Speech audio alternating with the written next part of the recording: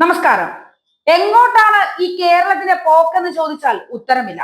കടമെടുത്ത് മുടിഞ്ഞിരിക്കുമ്പോൾ ജീവനക്കാരുടെ ശമ്പളം, ക്ഷേമ പെൻഷൻ, മറ്റ് ചെലവുകൾ എന്നിവയ്ക്കായി കേരളം വീണ്ടും കടമെടുക്കാൻ പോവുകയാണ്.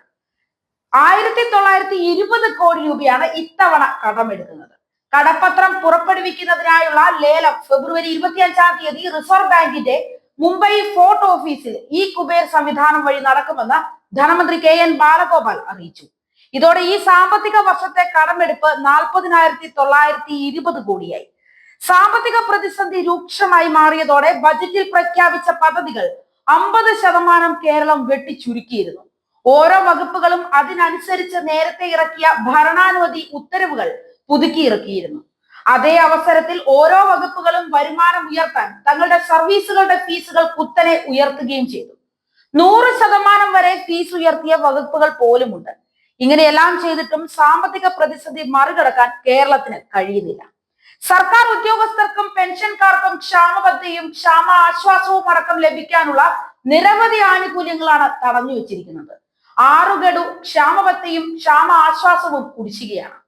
കഴിഞ്ഞ ശമ്പള പരിഷ്കരണത്തിന്റെ കുടിശ്ശികയാകട്ടെ ഇതുവരെ നൽകിയിട്ടുമില്ല. കഴിഞ്ഞ പെൻഷൻ പരിഷ്കരണത്തിന്റെ 4-ാം ഗഡു പെൻഷൻകാർക്ക് കൊടുക്കാൻ ഉത്തരവിറങ്ങിയെങ്കിലും പെൻഷൻകാർക്ക് പണം ഇതുവരെയും ലഭിച്ചിട്ടില്ല. ഒരു വശത്ത് ഇഷ്ടക്കാരുടെ ശമ്പളം കുത്തനെ വർദ്ധിപ്പിക്കുകയും ചെയ്യുന്നു. PSC ചെയർമാനും അംഗങ്ങൾക്കും ശമ്പളം ലക്ഷങ്ങളായിട്ടാണ് വർദ്ധിപ്പിച്ചത്. പ്ലീഡർമാരുടെ ശമ്പളവും ഉയർത്തി. കടമെടുക്കാതെ മുന്നോട്ട് പോകാൻ കഴിയാത്തൊരവസ്ഥയാണ് സർക്കാരിന് മുന്നിലുള്ളത്.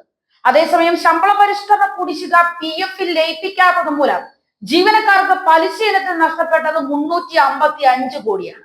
11-ാം ശമ്പള പരിഷ്കരണ കുടിശ്ശിക 4 ഗഡുക്കളായി PF-ൽ ലയിപ്പിക്കുമെന്നായിരുന്നു 2021 ഫെബ്രുവരിയിൽ ഇറക്കിയ ഉത്തരവിൽ ധനമന്ത്രിയായിരുന്ന ഐസക് വ്യക്തമാക്കിയത്.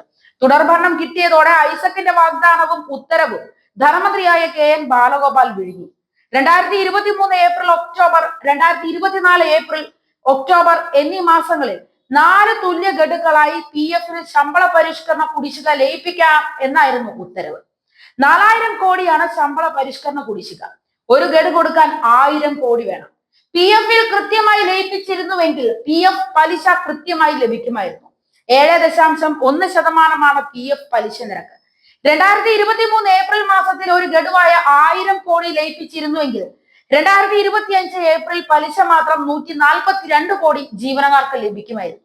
2023 ഒക്ടോബറിൽ 2-ാം ഗഡുവായ 1000 കോടി ലയിപ്പിച്ചിരുന്നുവെങ്കിൽ 2025 ഏപ്രിൽ ആകുമ്പോൾ 1.5 വർഷത്തെ പലിശയായി 106.5 കോടി ലഭിക്കുമായിരുന്നു. 2024 ഏപ്രിലിൽ 3-ാം ഗഡുവായ 1000 കോടി ലയിപ്പിച്ചിരുന്നെങ്കിൽ 2025 ഏപ്രിലിൽ 1 വർഷത്തെ പലിശയായി 71 കോടി ലഭിക്കുമായിരുന്നു.